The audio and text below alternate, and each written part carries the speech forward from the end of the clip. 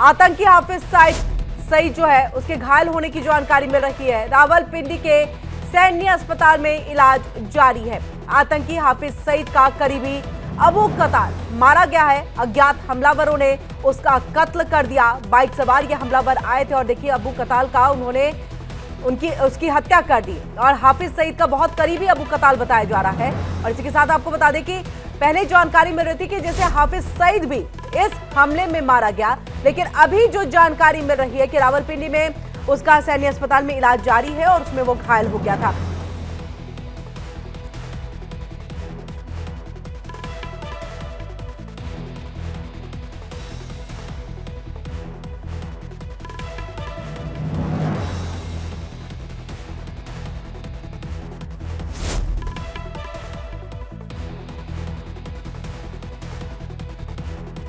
और ज्यादा जानकारी के लिए सीधे रुख कर लेते हैं अपने संवाददाता रमन का।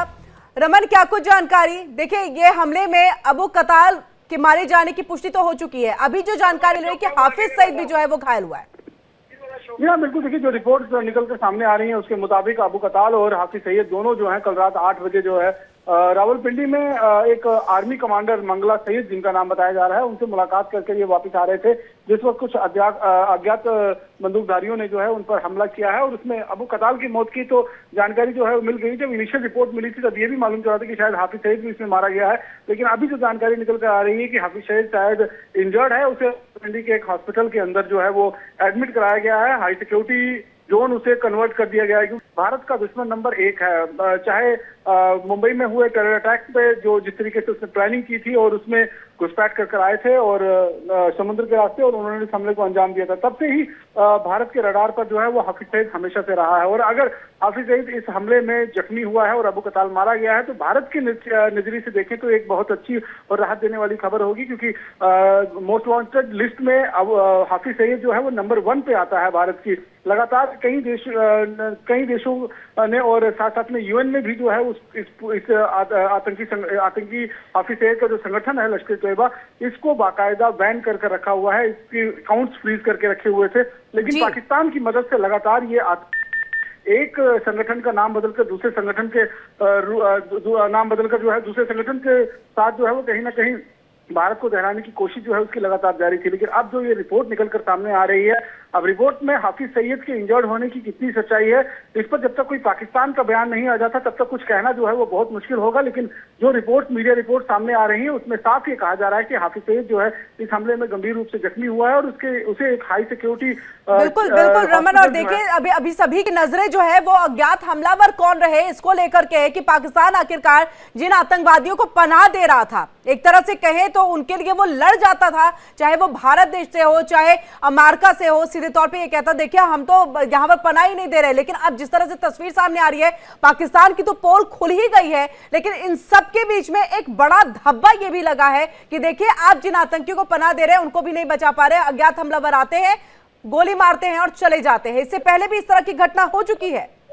जो मिस्ट्री गनमैन है इस समय पाकिस्तान के लिए सिरदर्द बना हुआ है और लगातार पिछले 1 साल की अगर हम बात करें तो कई बड़े आतंकी संगठन के जो कमांडर हैं उनको न्यूट्रलाइज किया है मिस्ट्री गनमैन की तरफ से। मतलब तो लगातार अगर हम देखें तो पिछले साल भी 3 से 4 बड़े आतंकी जो भारत के लिए सिरदर्द बने हुए थे, भारत में मोस्ट वांटेड थे, एनआईए की चार्जशीट में कई केसों के अंदर उनका नाम जो है वो दर्ज किया गया था। लगातार इंटरपोल के माध्यम से और यूएन के माध्यम से उनके प्रत्यारोपण की बातचीत भी जो है वो लगातार चल रही थी, लेकिन पाकिस्तान उनको कहीं ना कहीं संरक्षण दे रहा था, उनको बचाने की कोशिश जो है वो कर रहा था। अब जिस तरीके से ये मिस्ट्री गनमैन या फिर हम कहें अज्ञात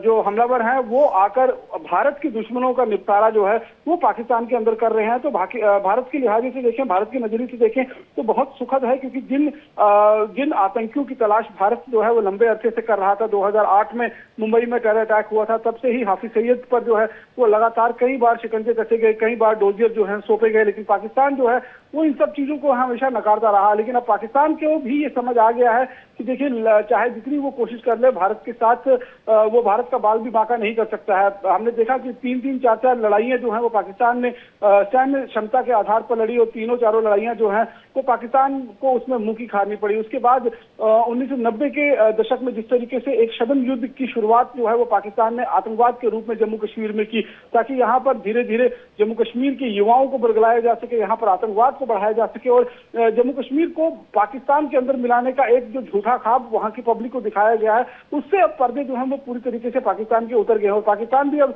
उसको समझ आ गया है कि हमें कह सकते हैं जिस गड्ढे को उसने दूसरे के लिए खोदा था, उस गड्ढे में वो खुद गिरता हुआ नजर आ रहा है कहीं ना कहीं। तो पाकिस्तान निश्चित रूप में, हालांकि इस हमले को लेकर कोई बहुत बड़ा बयान उनकी तरफ से ऑफिशियल बयान आएगा, इसकी गुंजाइश जो है वो कम नजर आती है, क्योंकि हाफिज सईद का मारा जाना या हाफिज सईद का इंजर्ड होना निश्चित रूप में भारत बहुत बड़ी जीत होगी और पाकिस्तान के लिए एक बहुत बड़ी हार होगी, क्योंकि पाकिस्तान ने हाफिज सईद हो, मौलाना आजाद मंसूर हो, इनको पालने के लिए करोड़ों डॉलर रुपए खर्च किए हैं। उन्होंने लगातार हाई सिक्योरिटी इनको दी गई है, आर्मी कंटोनमेंट में। बिल्कुल रमन, जिस तरह से आप बता रहे हैं कि देखिए इसको लेकर के कोई आधिकारिक पुष्टि जो है पाकिस्तान की तरफ से संभवतः नहीं भी हो सकती है, लेकिन ये भी मान सकते हैं कि कहीं ना कहीं इस हमले में वो मारा भी गया हो और उसका खुलासा जो है पाकिस्तान के आर्मी, पाकिस्तान के हुक्मरान जो है वो करना नहीं चाहते हैं। जी हाँ, बिल्कुल सही कहा आपने कि मैं जिस तरह से बता रहा हूँ कि पाकिस्तान कभी भी इस तरीके की बातों को सार्वजनिक रूप से जो है वो नहीं मानेगा कि हाफिज सईद मारा गया है, क्योंकि हाफिज सईद अगर मारा गया हो, पाकिस्तान उसको स्वीकारता है, तो समझिए इसमें कूटनीतिक दृष्टिकोण से भारत की बहुत बड़ी जीत होती है और पाकिस्तान की बहुत बड़ी हार होती है। तो अपनी हार जो है वो पाकिस्तान कभी स्वीकारना नहीं चाहेगा और इसका असर जो है तो सो कॉल्ड जिहाद